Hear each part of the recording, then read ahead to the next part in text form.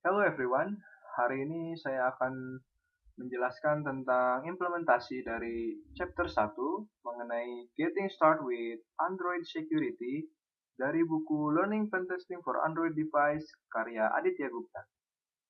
Baik, langsung saja ke chapter 1, Getting Started with Android Security. Bagian pertama menjelaskan mengenai Introduction to Android. Kita lewati saja, Anda dapat membacanya sendiri.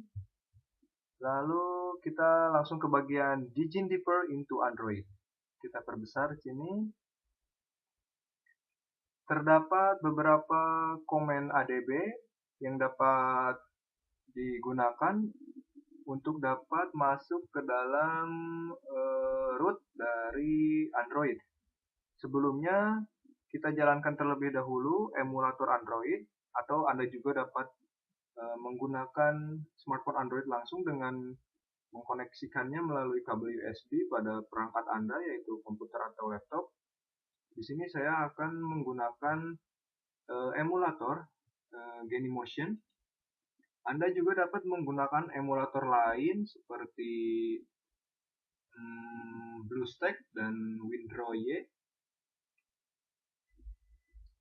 Oke, di sini saya menggunakan Xperia Jet sebagai base dari emulator Android dengan sistem operasi 4.3 dan API level 18 dengan resolusi layar 1080 x 1920 pixel. Kita langsung start saja. Ya, bisa kita close. Kita tunggu.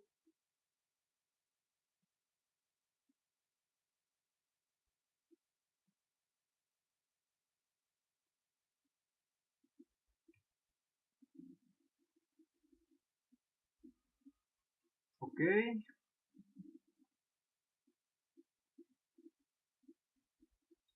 Oke, emulator Android sedang dalam proses loading, sedang dalam proses booting. Oke, emulator Android sudah dapat berjalan. Kita kembali ke buku tadi. Di sini kita dapat masuk ke dalam root dari emulator Android dengan menggunakan perintah adb shell. Tapi sebelumnya kita pastikan terlebih dahulu apakah emulator yang kita jalankan ini sudah terdeteksi oleh SDK dan sistem dari komputer ini.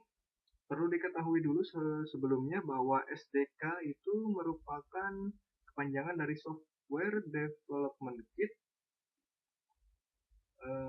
yang merupakan salah satu tools dari API atau Application Programming Interface yang digunakan dalam pengembangan sebuah perangkat lunak yang berbasis Android dengan bahasa pemrograman Java.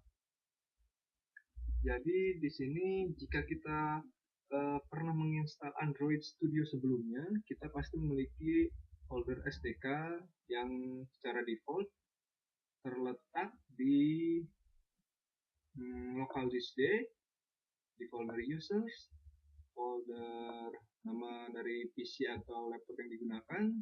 Lalu sebelumnya kita show dulu content hidden. Oke, di dalam folder app data, folder lokal, folder Android, dan disitulah lokasi dari folder SDK yang di dalamnya terdapat folder-folder beserta aplikasi APD Manager dan SDK Manager. Kita buka hingga folder platform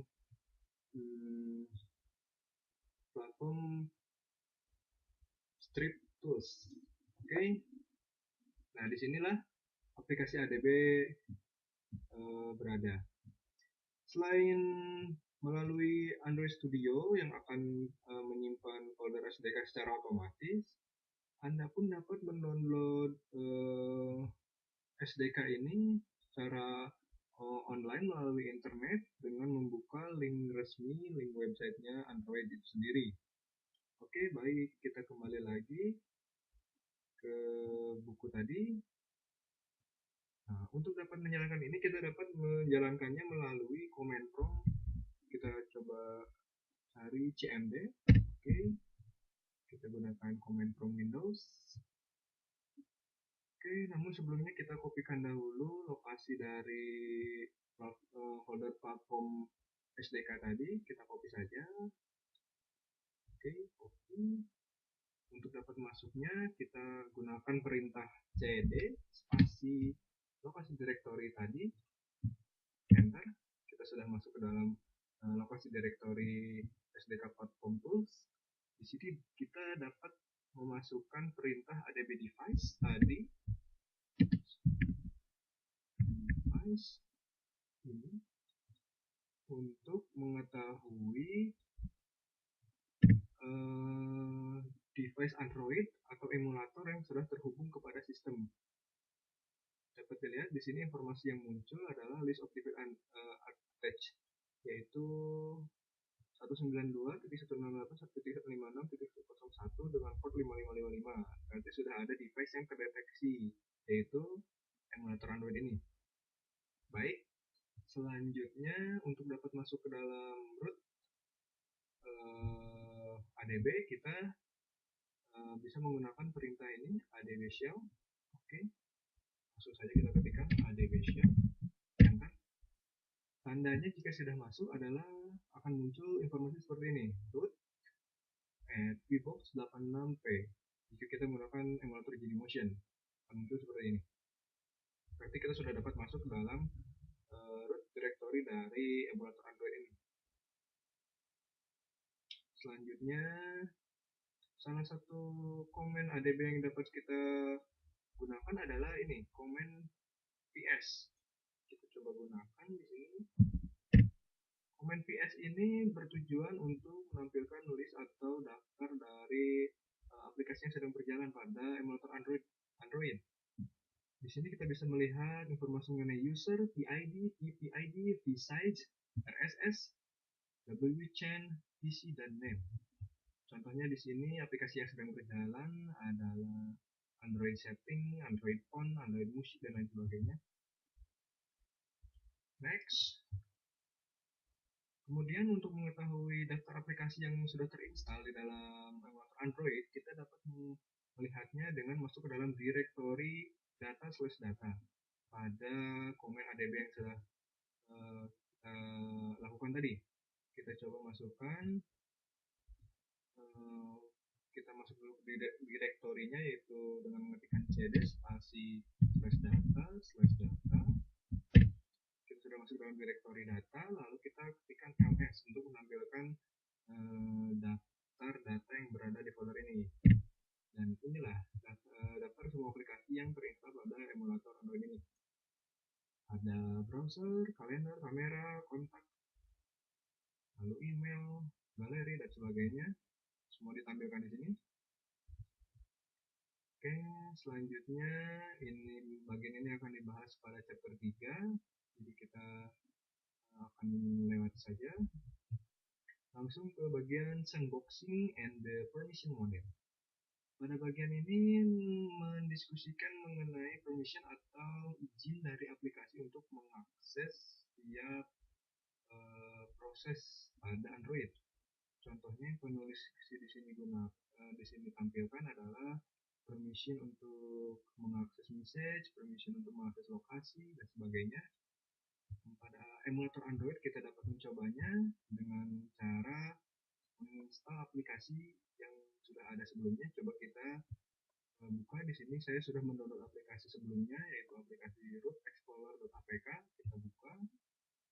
Oke, kita coba lihat di sini ada permission yang dibutuhkannya. Di antaranya adalah modify or delete the contents of your SD card, yaitu memodifikasi atau menghapus konten dari SD card. Lalu full permission to all device fitur and storage, izin penuh untuk mengakses semua fitur dan tempat penyimpanan, full network access, izin penuh untuk akses internet, akses jaringan, dan lain sebagainya. Di sini semua didefinisikan. Jika kita setuju, maka kita tinggal menekan install. Oke, aplikasi berhasil diinstal, open. Inilah aplikasi Root Explorer. Oke, kita kembali lagi ke pembahasan di buku tadi. Oke, selanjutnya Di dalam setiap aplikasi Android terdapat file Android manifest.xml. Jadi setiap permission atau izin tadi didefinisikan di sini. Contohnya seperti yang dibuat oleh penulis di sini adalah android.permission.access underscore wifi underscore state. Berarti aplikasi ini membutuhkan permission atau izin terhadap wifi atau internet atau jaringan. Lalu selain itu terdapat pula file platform.xml yang berisi informasi mengenai detail permission atau izin beserta grupnya. Jadi setiap permission ini memiliki grup masing-masing. Contohnya di sini bisa kita lihat Android.permission.bluetooth dia masuk ke dalam grup net underscore bt. Lalu ada permission Android.permission.internet dia masuk ke dalam grup inet. Begitu pula jika ada Android.permission.wifi, sepertinya dia akan masuk ke dalam grup inet juga. Oke, next. Kita lewati bagian itu, kita langsung masuk ke bagian application signing atau penandatanganan untuk mengetahui keaslian aplikasi. Setiap aplikasi yang akan diinstal pada Android pasti memiliki informasi mengenai siapa pembuatnya, lalu di mana tempat dibuatnya maupun membuatnya, dengan tujuan untuk mengetahui keaslian bahwa aplikasi yang dibuat tersebut memang asli dibuat oleh sang developer, tidak diubah-ubah di dalamnya dan bukan dibuat oleh orang lain. Pada ADB Comment kita bisa menggunakan fungsi ini, jar signer, dengan atributnya jar signer, spasi strip verify, spasi strip search, spasi strip verbose, spasi nama aplikasi yang kita ingin tahu, sertifikat atau detail siapa pembuatnya. Oke. Namun untuk implementasinya pada Comment ADB untuk emulator ini belum dapat kami lakukan karena satu dan lain hal, masih terdapat error. Namun jika kita lihat pada hasil yang diperoleh oleh penulis di sini, dia dapat menampilkan informasi berupa waktu dari dibuatnya aplikasi tersebut, siapa author pembuatnya, di mana tempat pembuatnya, dan informasi lain yang bersangkutan dengan aplikasi yang dibangun. Oke, next kita lanjut saja masuk ke bagian Android startup process. Jadi setiap OS atau operating system Android itu pasti dimulai dengan proses booting atau startup, yaitu kondisi saat pertama kali Android dihidupkan. Nah, pada saat ini cukup rentan terhadap serangan yang dapat dilakukan oleh pihak-pihak yang tidak berkepentingan untuk dapat mengakses dan memperbaharui data di dalamnya. Nah, proses-proses ini diatur pada beragam file yang disebut dengan init. Init ini berisi informasi atau keterangan yang berkaitan dengan proses booting. Contohnya, kita bisa lihat di sini, kita bisa mengetikkan komen ls spasi min l spasi garis lurus spasi grep spasi kutip 1 init kutip 1. Jadi kita bisa melihat kumpulan data init di dalam emulator Android. Coba kita implementasikan. Sebelumnya kita kembali dulu ke directory rootnya dengan mengetikkan cd spasi titik-titik dan ketikkan lagi cd spasi titik-titik. Oke, kita sudah berada di dalam root. Lalu kita akan coba mengetikkan komen tadi ls spasi min l spasi garis lurus spasi grep spasi kutip 1 init kutip 1. Oke, ini adalah data init yang berada pada direktori emulator Android ini. Kemudian jika kita ingin melihat detail di dalamnya, kita bisa menampilkan informasi dari file tersebut dengan cara mengetikkan perintah ini, cat spasi file yang ingin kita buka. Coba kita contoh di sini, cat spasi init.rc. Oke, ini berarti informasi atau konten yang di dalam file init.rc.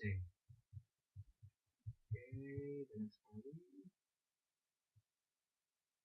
Kemudian selanjutnya ada juga yang dinamakan dengan with.prop. With.prop ini berkaitan dengan setiap proses yang dilakukan pada saat booting, seperti menampilkan animasi, menampilkan gambar, memberikan suara dan sebagainya. Itu diatur pada file with.prop ini. Contohnya untuk melihatnya kita dapat membuka file boot.prop seperti cara yang sebelumnya menggunakan perintah cat dengan cara masuk ke dalam directory system terlebih dahulu. Kita coba cd spasi system, kita masuk di sistem lalu kita ketikkan cat boot.prop. Oke, di sini akan muncul informasi dan konten di dalam file boot.prop mengenai proses pada saat booting dilakukan, baik itu animasi, suara, dan sebagainya. Oke, untuk penjelasan pada chapter 1 ini hanya sekian. Secara keseluruhan, kesimpulan dari bab 1 ini lebih menjelaskan kepada pengenalan, introduction, dan struktur pada Android, lalu hal-hal apa saja yang bisa dilakukan untuk mengakses directory di dalam Android, lalu perintah-perintah pada ADB shell, lalu informasi-informasi yang berkaitan dengan sistem keamanan yang mungkin dapat ditembus, celah-celah keamanan yang mungkin dapat ditembus. Ya. Untuk bab 1 menjelaskan sebagian besar mengenai hal tersebut. Sekian, terima kasih telah menyaksikan. Mohon maaf jika banyak sekali kesalahan, dan sampai jumpa.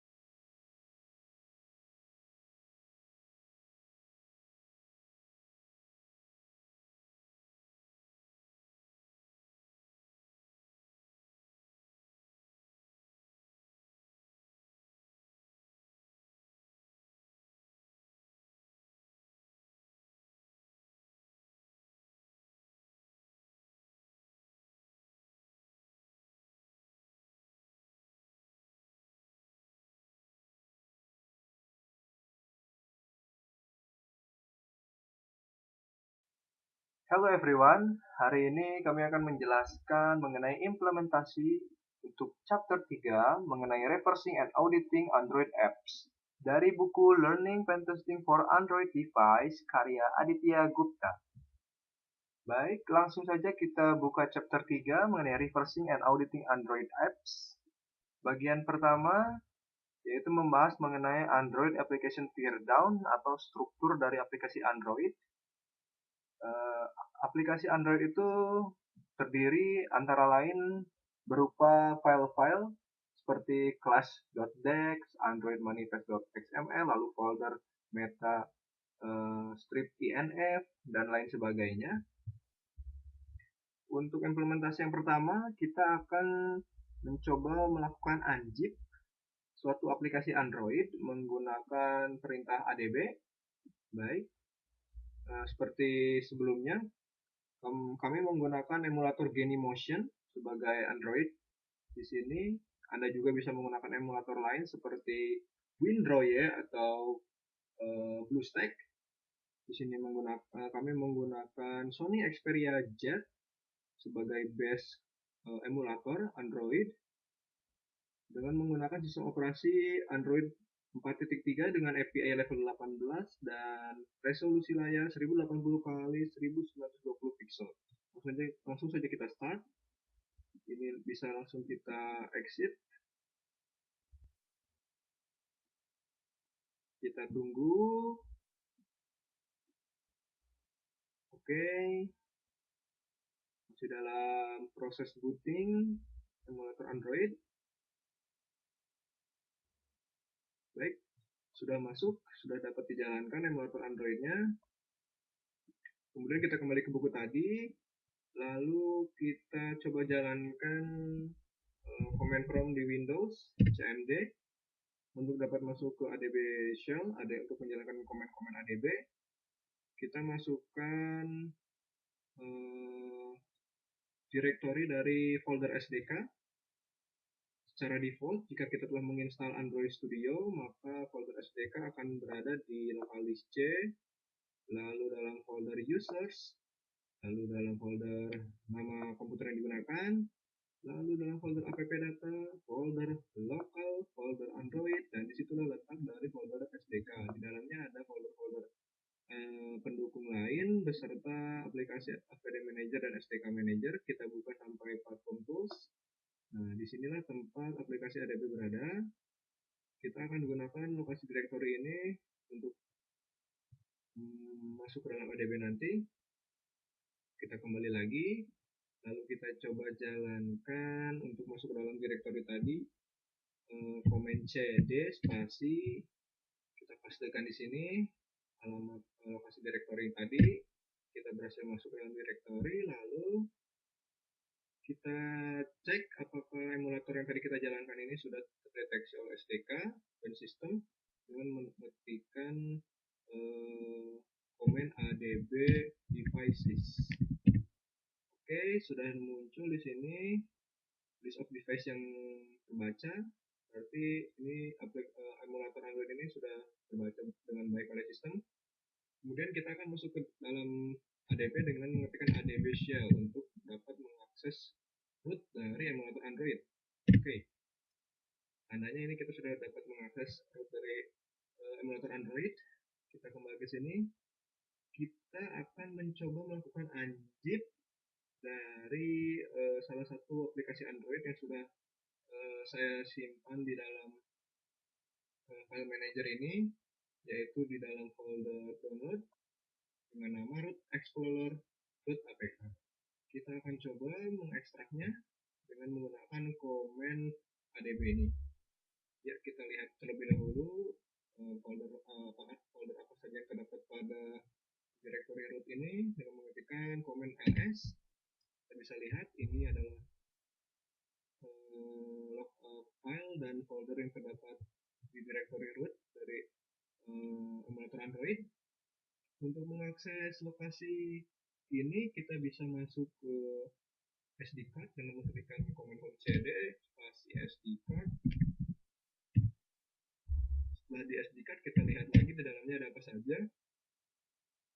Nah, sesuai dengan direktori ini berada di folder download. Kita buka lagi cd spasi download. Oke, kita sudah masuk dalamnya. Kita coba lagi lihat dalamnya, dan ternyata benar ada file root explorer.apk. Lalu kita lakukan unzip dengan komen yang sama seperti di sini. Seperti di bukunya dijelaskan menggunakan perintah unzip spasi -l spasi nama dari aplikasinya itu yaitu root underscore explorer.apk. Oke, enter. Dan inilah hasil dari unzip aplikasi root explorer.apk. Kita bisa lihat di dalamnya ada folder res, layout, lalu filenya ada entername.xml, filter.xml, banyak sekali. Ya, itu adalah cara untuk melakukan unzip pada aplikasi Android menggunakan ADB. Next, selanjutnya kita akan membahas mengenai reversing an Android application. Reversing ini merupakan proses mengembalikan aplikasi Android yang sudah dalam bentuk .apk menjadi bentuk lain seperti .jar atau folder-folder yang berisi atau folder-folder lain yang berisi komponen-komponen project dari aplikasi Android tersebut. Nantinya file atau folder-folder ini dapat kita gunakan dan dapat kita buka menggunakan editor atau menggunakan compiler yang kompatibel sehingga kita dapat mengetahui apa saja isi dari komponen aplikasi Android tersebut. Sehingga selanjutnya kita dapat mengubah, memodifikasi untuk menghasilkan file Android baru dalam bentuk .apk namun dengan komponen atau isi di dalamnya yang telah dimodifikasi. Baik, langsung saja kita lihat. Di sini tahap pertama yang dapat dilakukan adalah menggunakan tools dengan nama Dex2Jar. Dex2Jar ini merupakan aplikasi yang berfungsi untuk mengubah file Android dalam bentuk .apk menjadi .jar. Kita dapat memperoleh Dex2Jar ini melalui link sebagai berikut yang dapat dilihat. Atau jika tidak, Anda dapat mengunduhnya dan mencari dan mengunduhnya melalui Google. Kemudian setelah berhasil di-download, kita menggunakan Dex2Jar versi terbaru yaitu versi 2.0. Setelah di-download, Anda dapat mengekstraknya atau men-unzipnya sehingga tampil folder sebagai berikut. Di dalam folder Dex2Jar ini berisi file-file beserta file lib yang nantinya akan digunakan untuk mengubah file .apk menjadi file .jar. Oke, kembali lagi ke buku. Hal yang perlu dilakukan selanjutnya adalah kita menempatkan file .apk yang ingin kita ubah ke dalam folder yang sama dengan aplikasi Dex2Jar. Kita ambil contoh di sini aplikasi Need for Speed No Limit versi 1.0.48. Kita pindahkan ke dalam folder yang sama yaitu di sini. Oke. Setelah itu kita dapat membuka command prompt baru. Oke. Untuk dapat menjalankan Dex2Jar, kita perlu masuk ke dalam direktori folder Dex2Jar tersebut. Di sini berada di direktori localdisk D. Maka di sini kita perlu masuk dalam localdisk D dulu. Kemudian tidak lupa menggunakan tanda kutip 2.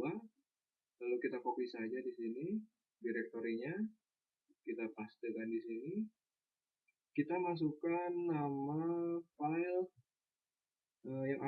nama file d2j-strip-dex2jar.bat yang nanti akan digunakan oleh sistem dalam mengubah file apk menjadi file .jar. Kita dapat lihat di sini ekstensi filenya .bat.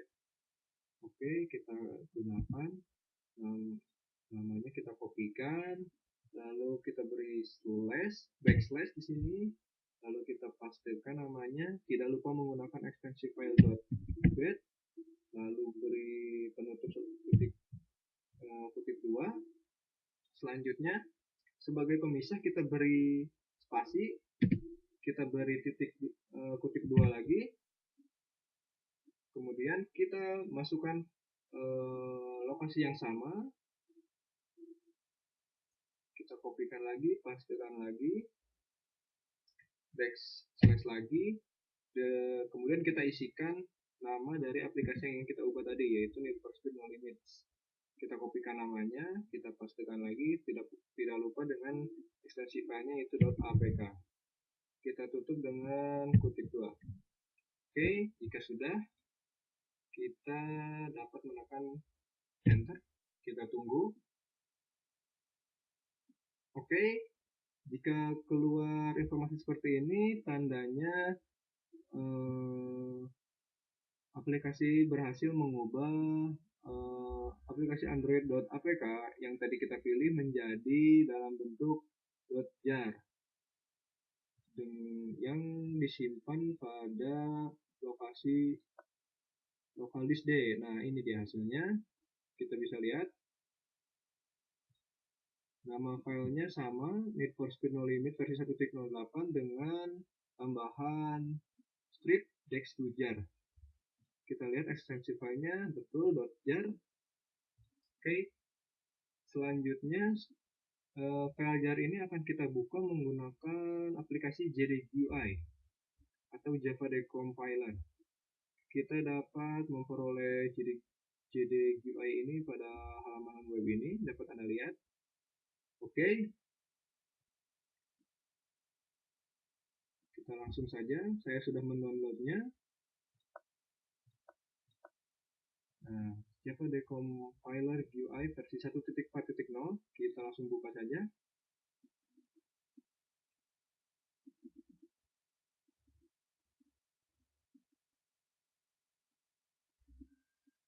Oke, kita coba buka file dalam bentuk .jar yang telah kita pilih, yang telah kita ubah tadi, berlokasi di local disk D.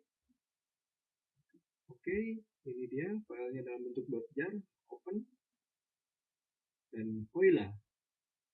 Kita dapat memperoleh informasi mengenai struktur dari aplikasi Need for Speed No Limits versi 1.0.48.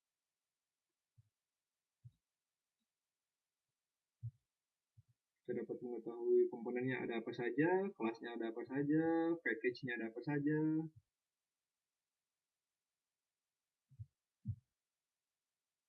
Oke.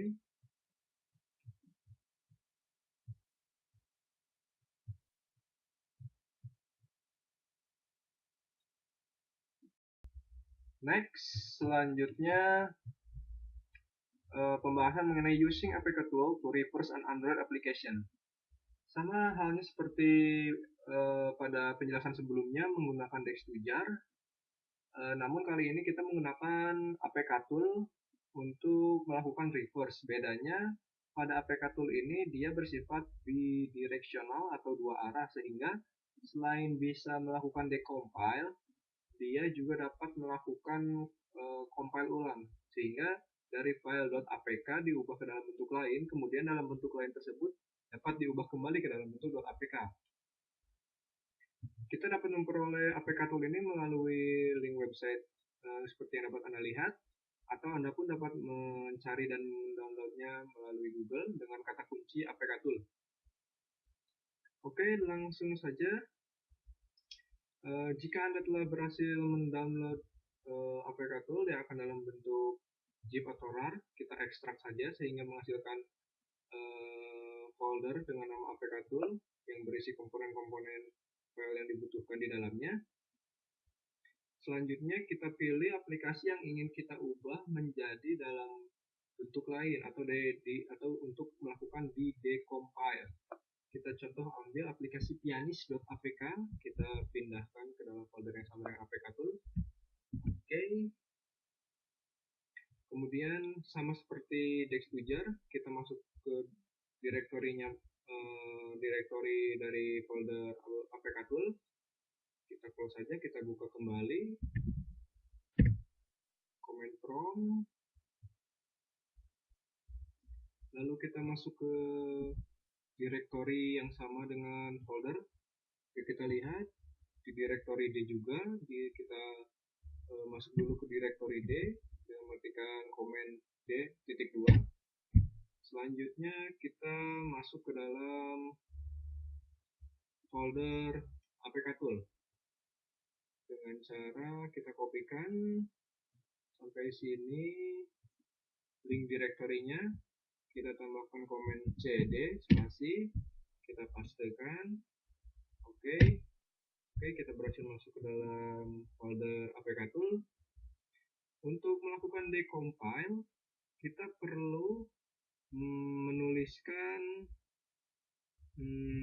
komen yang sama seperti yang ada di sini, yaitu apktool spasi d spasi nama file apk. Baik, kita kembali lagi ke folder tadi. Kita lihat di sini, kita masukkan perintahnya yaitu apktool spasi d yang artinya decompile spasi nama aplikasinya .apk. Kita kopikan saja semua nama aplikasinya, paste. Oke, setelah itu kita tekan enter. Baik, kita tunggu prosesnya. Oke, tunggu sampai selesai. Oke,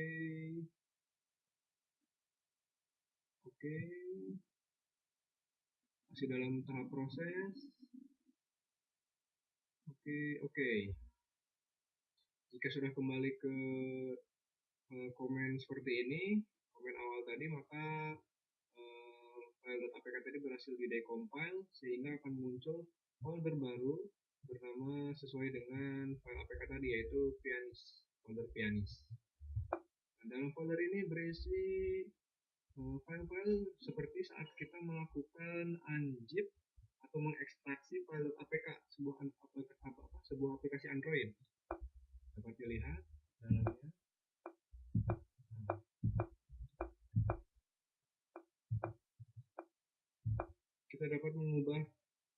Kita dapat mengetahui komponen di dalamnya, mengubah atau memodifikasi komponen di dalamnya.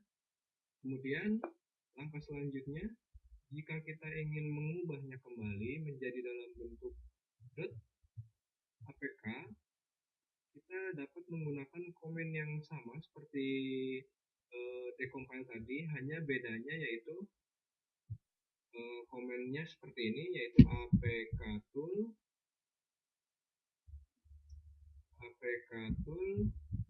spasi b yang artinya build spasi nama foldernya, yaitu folder pianis. Kita masukkan pianis, harus sama persis, kemudian kita tekan enter. Oke, kita tunggu prosesnya.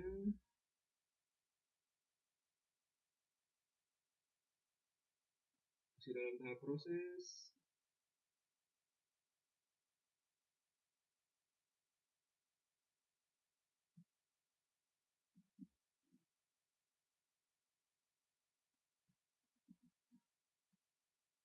Oke, masih dalam tahap proses, kita tunggu.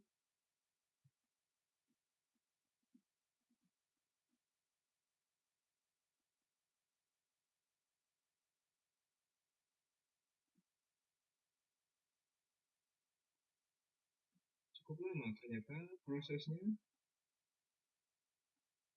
Oke.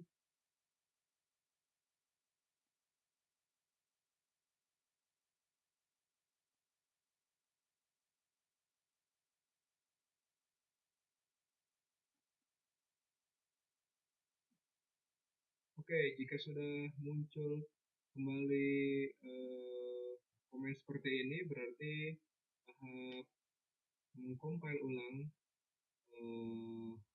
project file pianis ini atau project folder pianis ini menjadi .apk telah berhasil.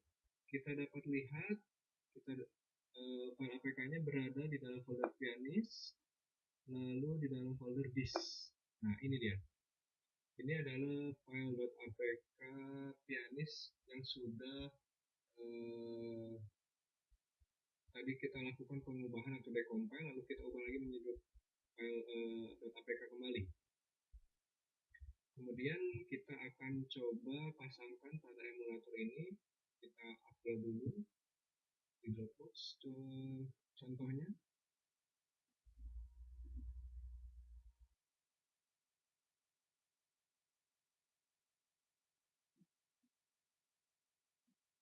Oke,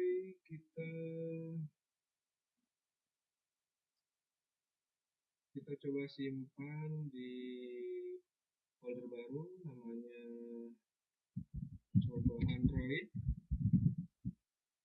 Oke, create folder. Kita buka foldernya, kita upload file yang telah diubah tadi. Kita buka, berada di directory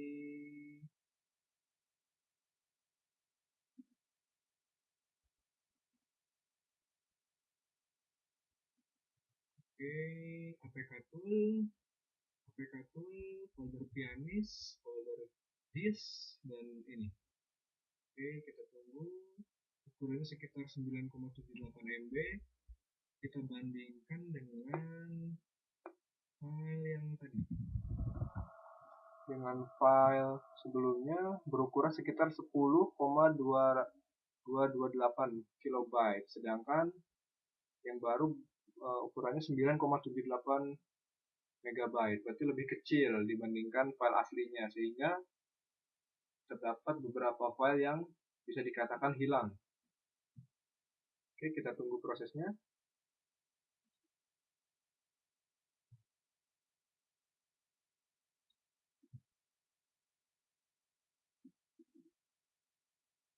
Oke, sudah berhasil. Sekarang kita coba download melalui emulator. Kita buka aplikasi webnya, masuk ke dalam Dropbox.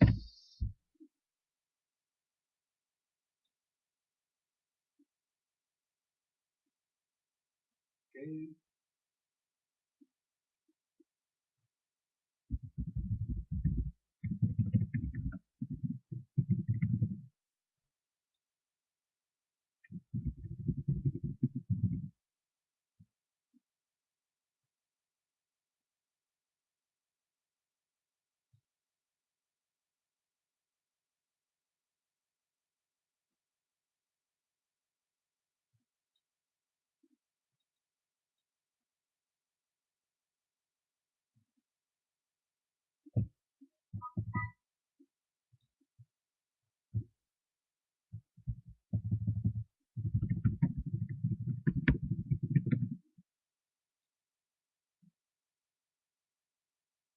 Oke, kita buka folder yang telah kita buat tadi. Coba Android, pianis.apk, kita coba download. Oke, sudah mulai download. Oke.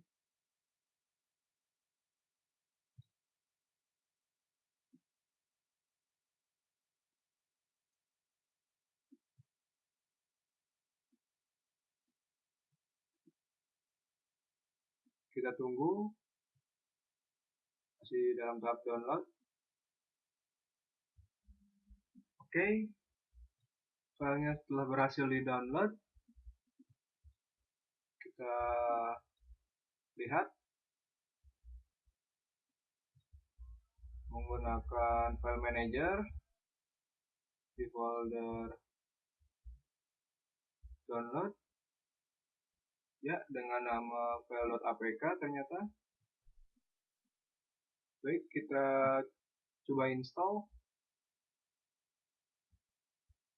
Nama aplikasinya sama, yaitu Pianis, dengan permission atau izin sebagai berikut. Dapat dilihat, dapat membaca status telepon dan identitasnya, dapat mengakses internet dan sebagainya. Kita coba install. Oke, aplikasi not installed. Ternyata aplikasi yang telah kita peroleh dari hasil decompile tidak berjalan mulus untuk dilakukan instalasi karena sertifikat yang telah diubah jika kita melakukan decompile menggunakan APK tool, lalu mengcompile-nya kembali menjadi dalam bentuk file APK. Ya, itu merupakan salah satu kelemahan menggunakan APK tool, yaitu sertifikatnya menjadi hilang atau tidak diketahui, sehingga aplikasi tidak dapat diinstal. Oke.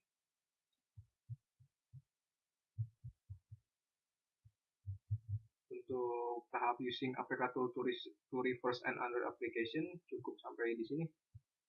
Terima kasih. Dalam video kali ini saya akan menjelaskan tutorial bagaimana cara mengakses atau mengeksploitasi content provider sebuah aplikasi Android menggunakan dua cara, yaitu cara pertama adalah mendecompile file.apk tersebut, kemudian melihat isi dari file Android manifest.xml-nya, kemudian menginstal .apk tersebut pada Android device atau Android emulator, dan menggunakan perintah adb untuk melakukan query terhadap konten providernya. Langkah pertama yang akan saya jelaskan adalah menggunakan APK tersebut. Kemudian cara yang kedua adalah menggunakan aplikasi bernama browser.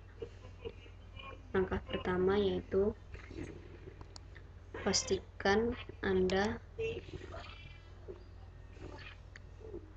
mengcopy file.apk dan letakkan pada folder apk tool. Kemudian pada command prompt Anda jalankan sebelumnya Anda masuk ke direktori apk tool tersebut, kemudian ketikkan perintah apk tool d kemudian nama file.apk, enter.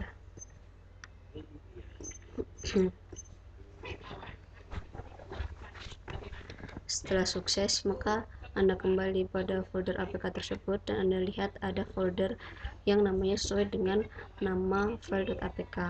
Anda buka folder tersebut, kemudian Anda buka Android manifest.xml menggunakan text editor, dan Anda lihat pada tag provider kemudian Android authorities terdapat nama, yaitu nama konten provider yang digunakan oleh aplikasi tersebut. Setelah itu Anda kopikan file.apk tersebut pada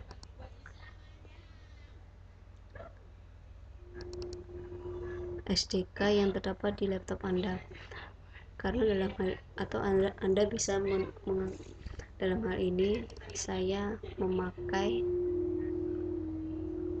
Android emulator, maka saya harus untuk menginstal file.apk tersebut, saya harus meletakkannya pada Android SDK.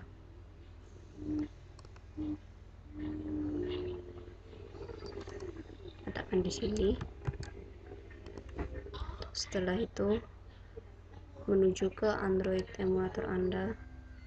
Pastikan Android emulator Anda sudah di run. Kemudian pada command prompt masuk ke direktori Android SDK tersebut, kemudian menuju ke folder Android Platform Tools.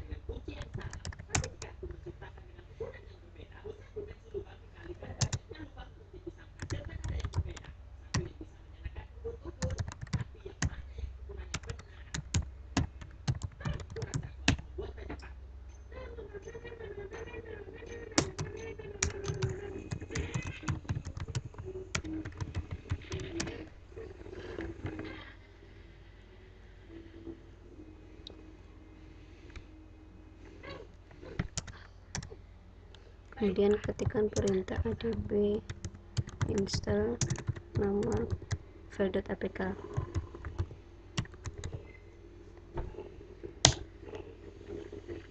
Setelah ada peringatan sukses, maka Anda lihat di Android emulator Anda sebuah aplikasi bernama content provider sudah terinstall di aplikasi Anda, maksudnya di Android emulator Anda.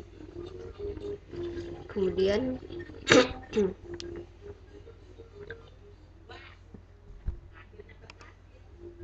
untuk melakukan query pada content provider aplikasi tersebut, ketikkan perintah sebagai berikut.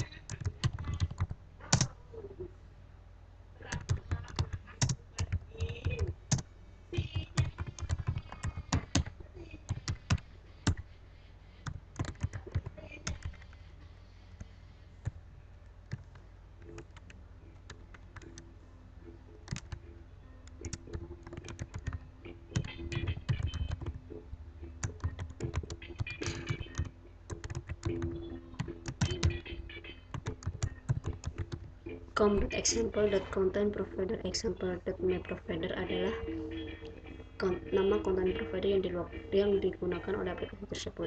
Anda dapat melihatnya lewat Android manifest.xml. Kemudian setelah selesai, klik enter. Nah, pada hal ini seharusnya itu sudah sukses, namun masih ada beberapa settingan yang mungkin belum saya lakukan sehingga hal tersebut mengalami error. Dan untuk langkah-langkahnya memang seperti yang saya jelaskan sebelumnya tadi.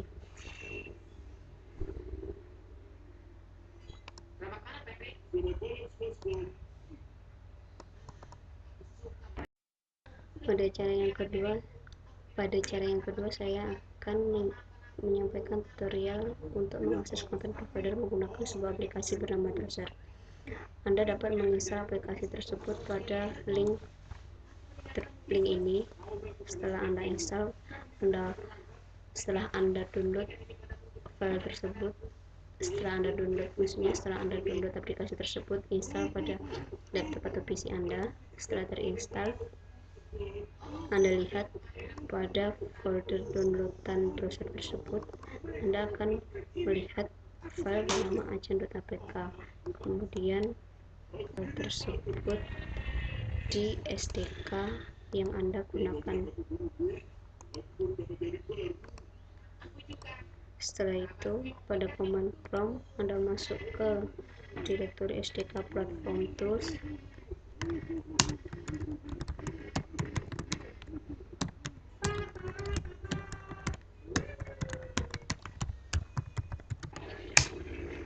Dan ketikkan perintah adobe install agent.apk.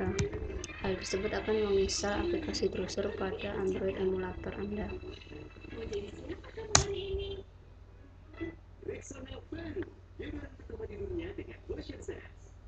Anda lihat pada Android emulator Anda ada aplikasi bernama Drosser Agent. Buka Drosser Agent tersebut pada Android emulator, kemudian tekan tombol on pada pojok kanan bawah.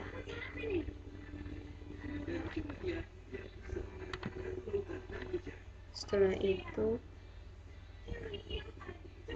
klik embedded server, tulisan embedded server.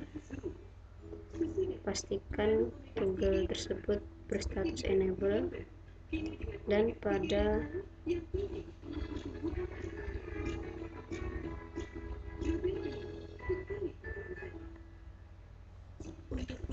command prompt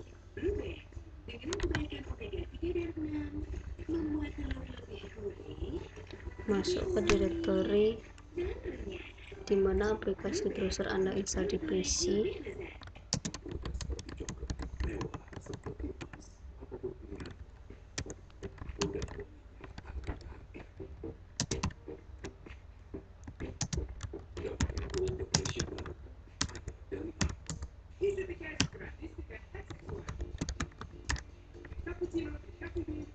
Kemudian ketikkan perintah Drosser touchpad console connect.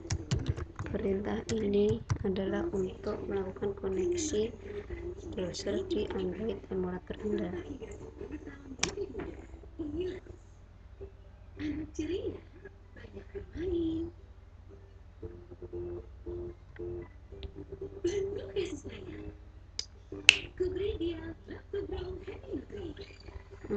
Sebelum itu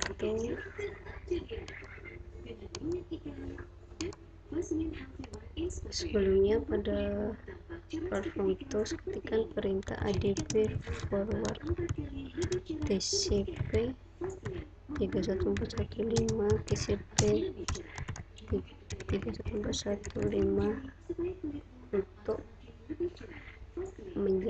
untuk melakukan koneksi browser pada Android emulator. Kemudian masuk ke direktori browser yang telah Anda install pada PC atau laptop Anda.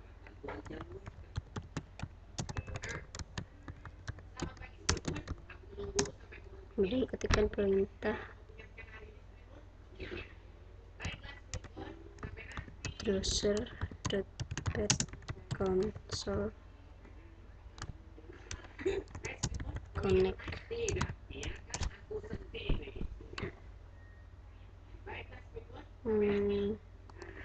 Kemudian pada ini pastikan on, ketikkan lagi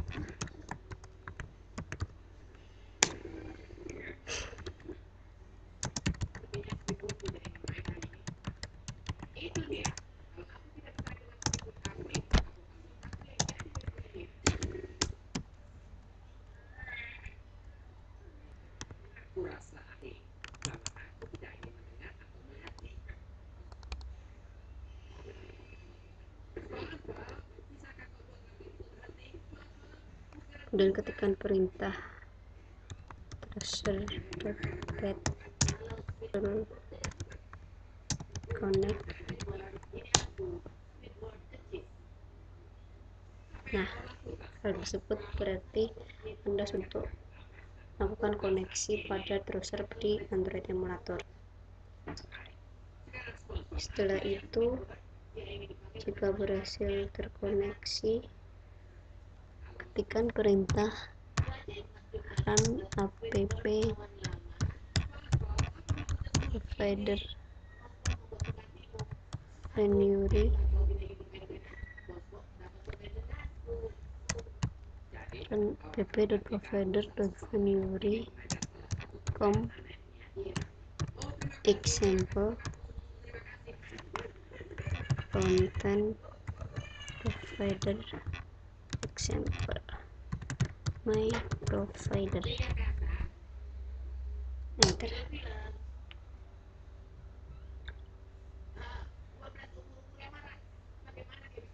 Seharusnya di sini Anda sudah bisa melakukan koneksi atau menemukan URI dari content provider aplikasi tersebut.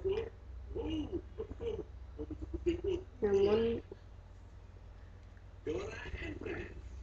hal tersebut pasti error, entah itu karena Android emulatornya atau apa. Dan untuk kesimpulan pada tutorial kali ini adalah Bab ini menjelaskan lebih dalam mengenai aplikasi Android atau file APK, serta komponen-komponen yang dalamnya.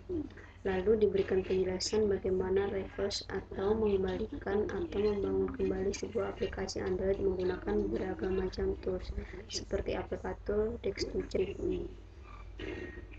Selain itu, kita juga mengetahui bagaimana cara untuk memodif dari hasil convert file.apk untuk kemudian dikompil kembali menjadi sebuah aplikasi dalam bentuk .apk.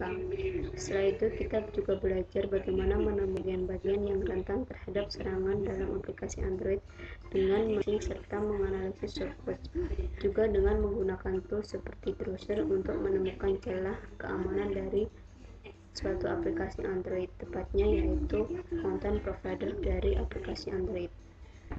Sekian tutorial video dari saya dan kelompok saya, yaitu kelompok 2. Semoga semoga tutorial tersebut bermanfaat bagi yang melihat.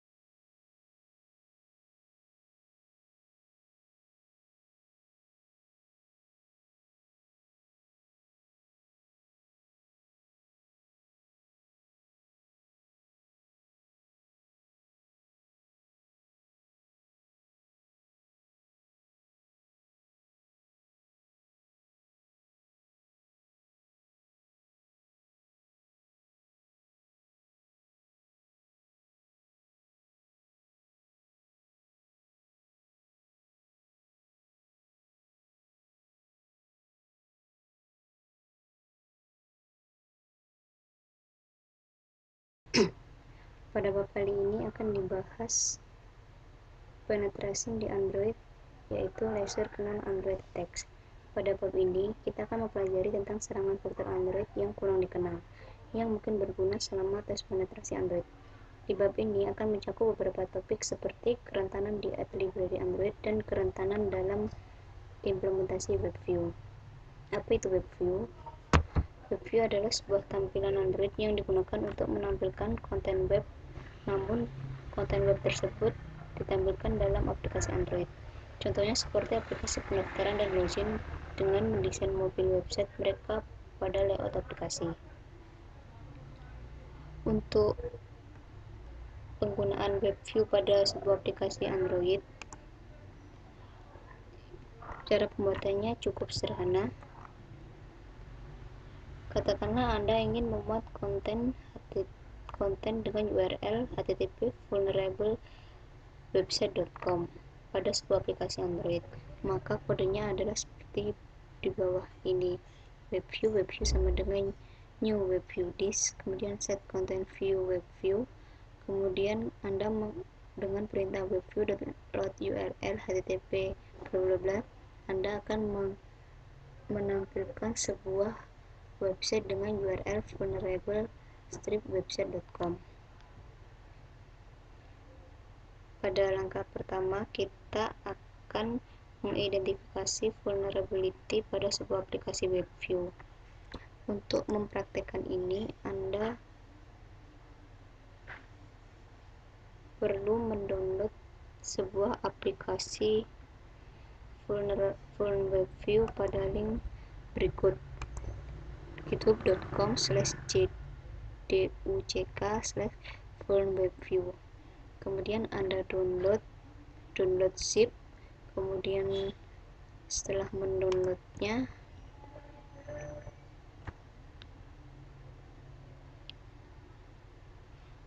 Anda buka downloadan tersebut menggunakan Eclipse. Nah, di sini saya sudah mendownload aplikasi yang ada di GitHub tersebut, kemudian saya buka menggunakan Eclipse. Ketika sudah dibuka menggunakan Eclipse, cukup klik tombol run.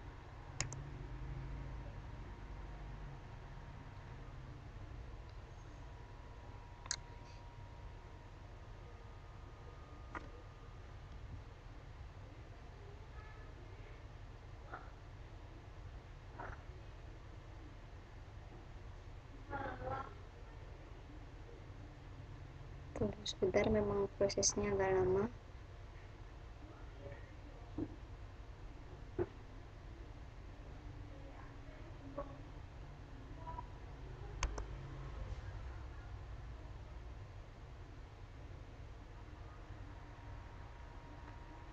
Kemudian pilih device atau emulator yang sudah terkoneksi pada laptop Anda. Di sini saya memakai emulator menggunakan aplikasi Genymotion. Kemudian setelah diklik, klik OK.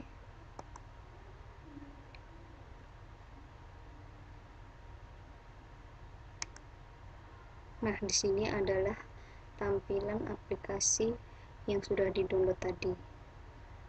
Berikut ini adalah konten webnya, dan yang luar ini adalah aplikasi tombol atau button yang telah dibuat pada aplikasi Android. Kemudian setelah Anda jalankan aplikasi tersebut pada Android emulator Anda, jalankan juga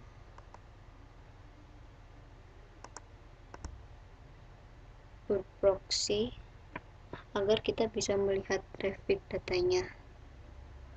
Sebentar.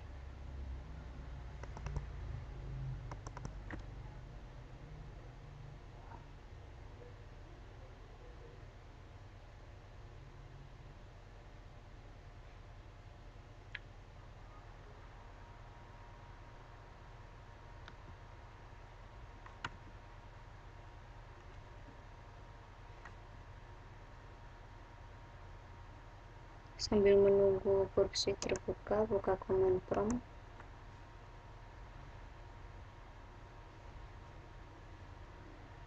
Dan masuk ke SDK Android Tools.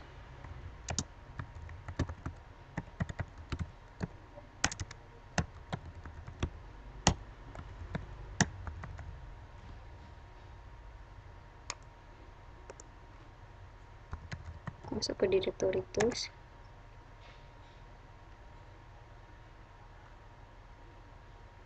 kemudian ketikkan perintah berikut untuk menjalankan aplikasi tersebut pada Burp Suite.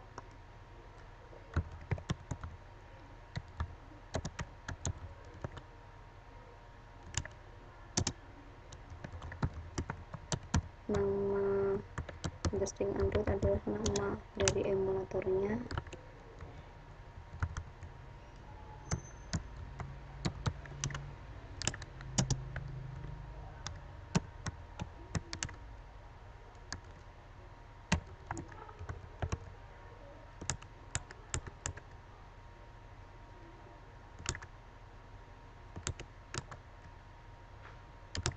Kemudian klik enter.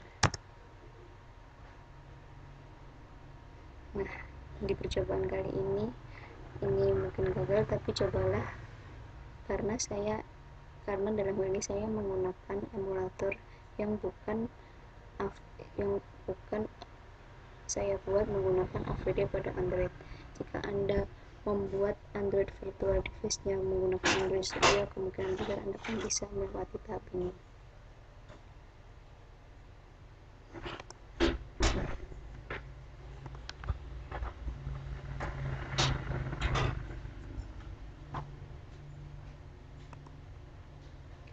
Ketika Anda sudah bisa menjalankan proxy-nya, maka ketika ada respon datang dari server, kita dapat memodifikasi data respon dan menggunakannya untuk mengeksploitasi kerentanan aplikasi tersebut yang ditunjukkan pada gambar berikut ini.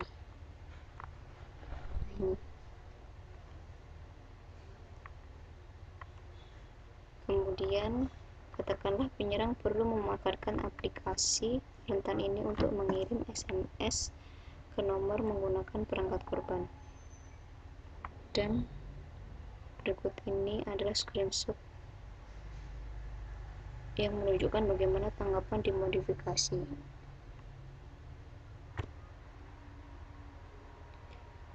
Nah, dalam screenshot ini, setelah kita memodifikasi seperti yang ditampilkan di screenshot ini, maka ketika kita menekan tombol forward, maka pesan akan terkirim dari device korban ke nomor yang telah dispesifikasikan oleh attacker tadi.